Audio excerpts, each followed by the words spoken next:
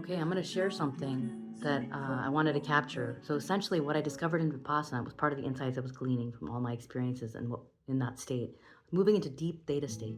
Theta state is like dream state. It's when you go from delta and sleep to theta, right when you wake up, right when you go to sleep, twilight. That's like theta brain waves. Then as soon as you start, then there's alpha, which is neutral, usually when you're meditating. Then there's beta, when you're thinking, worrying, planning, acting, whatever. There's a lot of beta waves. They're high, fast brain waves, higher frequency brain waves in your brain that are active, and it drowns out and it wipes out the theta. So you're no longer in that theta state.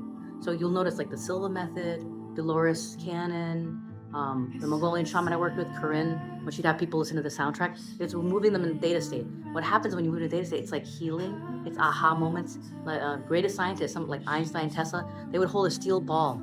When they'd fall asleep, the ball would drop and it would wake them up, and they'd be in theta and they'd get all these ahas. People might sometimes have told you that they go to sleep, a problem they're trying to solve, and they wake up and they have the answer, because it's like in theta that they get the aha, the answer, because it's accessing very deep intelligence, vast intelligence of the subconscious, and connected to like whatever quantum field.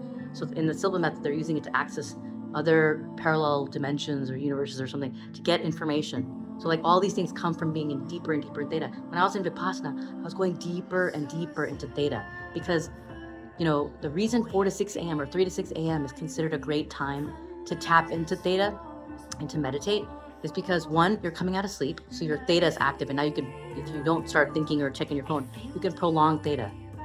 And what I was starting to find after my last Vipassana retreat was that I would build a melt knots, rigidity, release sankharas in that state, in that early morning phase every so often when I'd wake up. And I'd have deep meditations. Well, the other thing that I realized then was like, because people are sleeping in that window, it's quiet. So there's not as many beta waves flying around in entrainment. So you don't pick those beta waves up and it doesn't drown out your theta. So that's why it's a good time.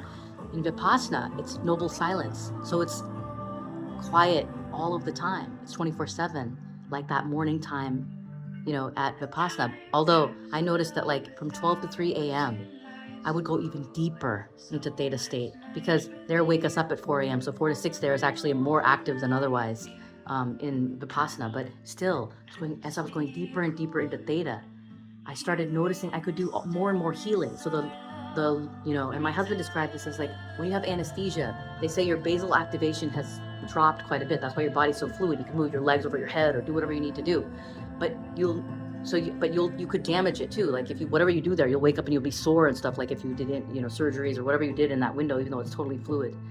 Well, what I was noticing was the deeper I was going into theta, the more fluid my body was becoming, the more I was able to melt these knots of rigidity in my body. So I was able to, and then as I got deeper into it, lower the basal activation further. The way I would experience it is, initially, I had to focus on a particular area, like my yoga ball was pressing or whatever, or doing a yoga position. My mind would have to focus, my conscious mind, focus there and breathe to get the knot to melt. It would be faster than when I do it here at home, for example, because I'm in a deeper theta state. Then I started noticing I was going deeper into theta. Then I started describing it as like a melting iceberg, like a snowman melting, and multiple areas were melting. And what they talked about even in Vipassana is that you break the barrier between the conscious subconscious. I think what happens is the conscious mind expands because you're becoming more aware in theta state. You basically, the conscious mind expands into the subconscious, so more of that is now conscious, and all that stuff is now visible and can be released from the system. When trauma becomes visible, like you become conscious of it and you're calm, you're equanimous, it leaves the system. That's therapy or any healing methodology. But essentially then, I got to a point where I felt like I was under anesthesia. I couldn't feel anything. I could literally press all the way into the bone. But then I noticed when I'd come out of it, like the next day or during the day when there's more activity, whatever, and I'd come out of that very deep theta state, I would be sore.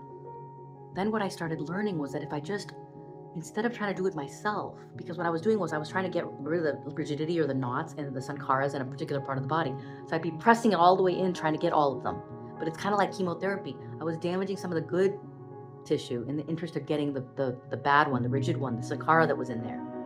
So then at one point, I was like, why am I getting up so coming out of this and still being sore? And then I had this moment of insight. Like, what if I let my subconscious do it? My higher self remove it for me. And then what I started noticing was it was starting to like pulling on a thread, or like following a very specific, instead of a hacksaw, which is what I was using, like chemotherapy, it was like a surgical knife going in exactly where the sankara was. That's why the movement is like non-linear. Your body, when you get into that flow, theta state, knows exactly how to move. So it's like a earbuds that are all knotted up. And it's like it knows exactly how to unknot it, the most effective, efficient way to do it. And to really remove all the knots and sankaras in any part of my body, it's got to go through a particular sequence to really remove it, because then you can't get the deep knots. And you only get access to certain, I think the sankaras only become visible when your awareness, so like certain layers open up at certain points, or I don't know exactly how it works. But I'm going to show you what it looks like when I let my higher self and subconscious, and music, for example, takes me into theta. And also I'm able to like access it because I've been practicing it, and it's only been a week since I came back from vipassana. But what it looks like when I let my subconscious move me. So what I noticed today is I went out, I was with like a friend, and I was sharing with her my story and my truth and my insights. And I started developing like tightness back of my neck. And then what I realized was, because speaking my truth is like a high vibration, I'm not repressing it. So then basically it's like these sankaras are coming to the surface from my fifth chakra, which is my voice, my throat, my neck area. It's coming to the surface and it wants to release. Like, so my body was starting to bob and move because it was wanting to, like, in that theta state, the natural state is to like start moving and letting it release. So then basically it's like dance form, flow state. These things, like when you start moving in natural forms. And Lee Worthen Chaudhary, actually at Ohio State, has discovered this, is that neurotrauma, spinal cord injury, people would have much greater healing when you got them into a flow state with music or art or something, and you allowed them to move. Intrinsic learning was much more effective in healing than extrinsic instruction, which is like physical therapy. So I want to show you what it looks like when it's like doing on its own. It's like, let me tap into it and close my eyes. Feel it starting to kick in. It's almost, I feel like I'm like a robot or a puppet. It's like moving me. It's moving in ways to like release my neck in a non-linear sequence of movements of like my whole body to get at those particular spots.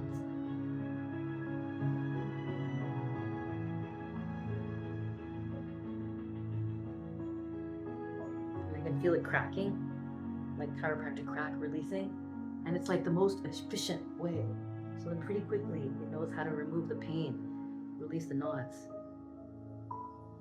It's pretty cool. Anyway, just wanted to share that.